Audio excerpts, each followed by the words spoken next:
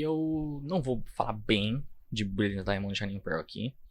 E eu não vou falar mal de Brilliant Diamond e Shining Pearl aqui. Mas eu quero conversar. Apesar de remakes e remasters estarem numa crescente aí já tem alguns anos, né? No mundo dos videogames. É um conceito que os fãs de Pokémon meio que já estão acostumados quase que desde sempre, né? E é curioso pensar nisso, né? Fire Red e Leaf Green de 2004, por exemplo, saíram só 8 anos depois dos originais de 96. Se a gente considerar o lançamento nos Estados Unidos, o gap deles é de 6 anos, né? Pra gente aqui no Brasil, que Pokémon chegou em 99, 5 anos. Um remake de Diamond Pearl era inevitável, né? E não é à toa. Remakes são mais fáceis de produzir do que um jogo do zero, né? E provavelmente por isso sempre foram bastante populares na Game Freak. Os dois primeiros remakes ainda tinham alguma desculpa extra ali, né? De contornar aquela quebra de comunicação que rolou entre a segunda e a terceira gerações.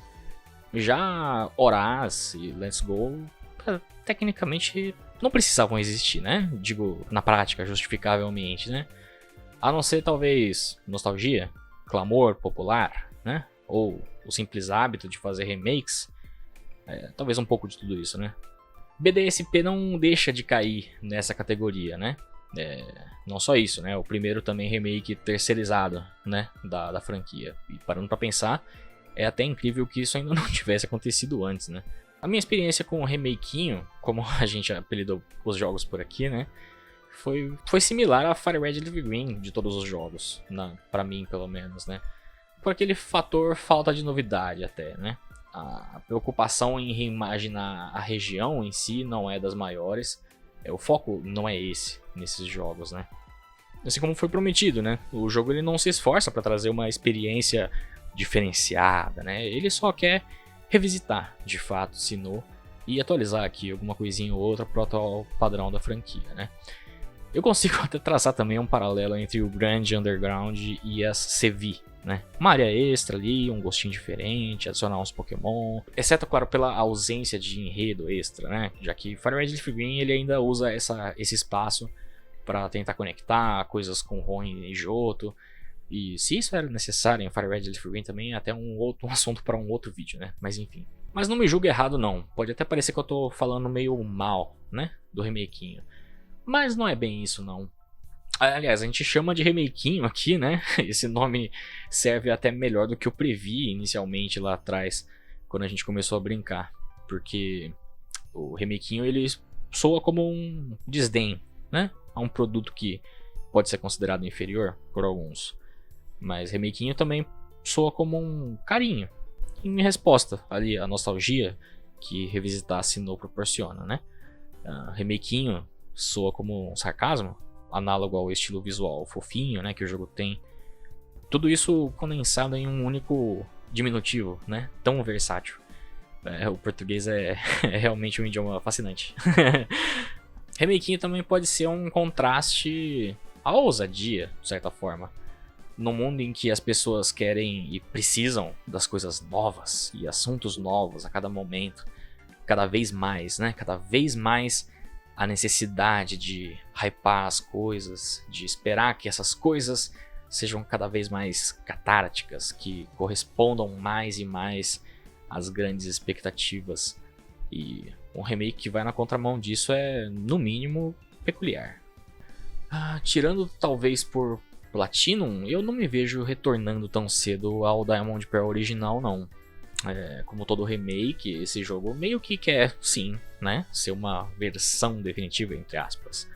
E acho que, a título até de manter as minhas comparações aqui, eu acho que ele acerta o ponto até mais que Fire Red e Leaf Green, né, conseguiram na época. Talvez até hoje, eu particularmente acho que eu preferiria jogar Red e Blue a Fire Red e Leaf Green. Mas indo numa linha oposta a tentar, entre aspas, corrigir ou melhorar os eventos dos jogos, né, como por exemplo Heart Gold Soul Silver e Horaz fazem, o remakinho que ele só se satisfaz em ser apenas uma ode ao jogo original, né?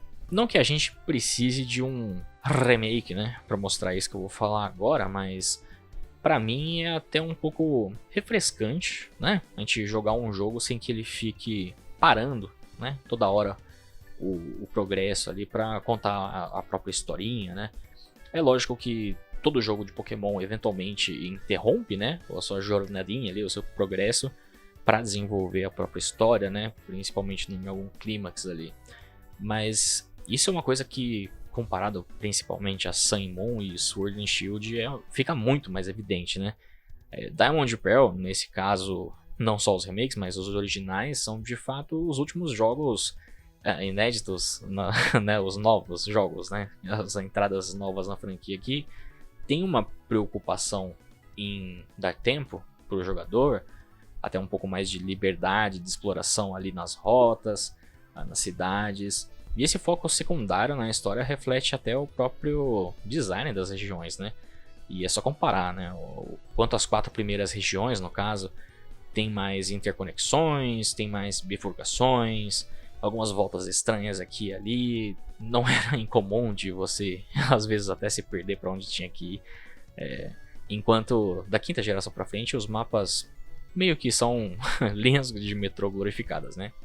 Bem ou mal, pelo menos até agora os remakes davam um pouco de variada nessa dinâmica, né? Nos últimos anos.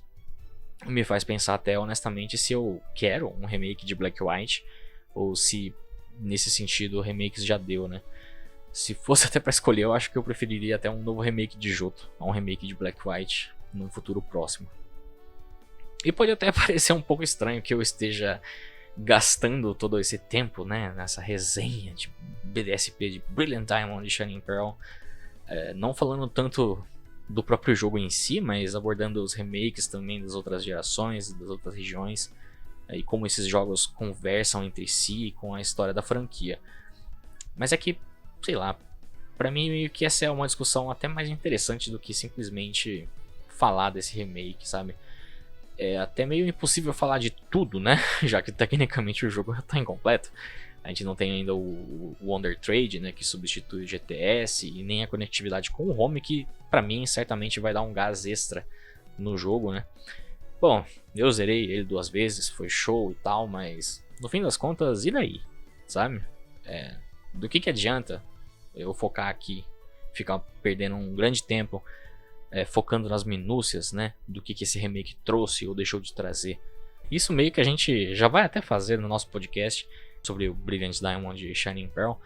É claro que a gente, como fã da franquia, a gente quer dar uma fanboyzada também, dar umas lambidas de bola em algumas coisas que tem no jogo, mas sendo bem sincero, aqui, no que eu achar esse jogo bom ou ruim, se ele é mais ou menos, se ele é A, se ele é B, o que isso realmente vai mudar alguma coisa?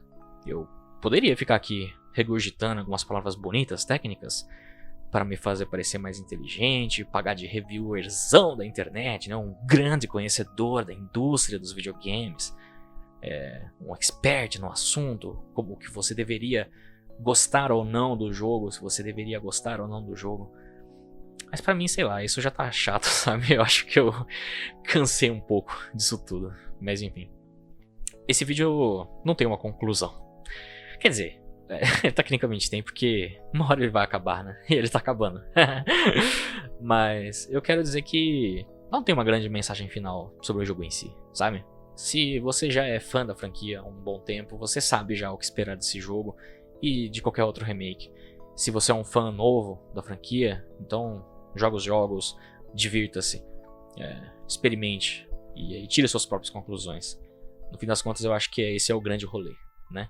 E eventualmente a gente vai ter também o Legends chegando agora em janeiro, que entre aspas parece que vai dar uma revigorada em alguns aspectos aí da franquia, apesar que eu não boto tanta fé assim, e eu particularmente nem me importo tanto assim com isso. Eu só espero realmente que esses jogos me divirtam, que eu fique feliz jogando eles, e provavelmente eles o farão sem grandes expectativas da minha parte, sem baixíssimas expectativas da minha parte, e eu acho que é isso. Enfim, acho que essa é a mensagem do vídeo, talvez.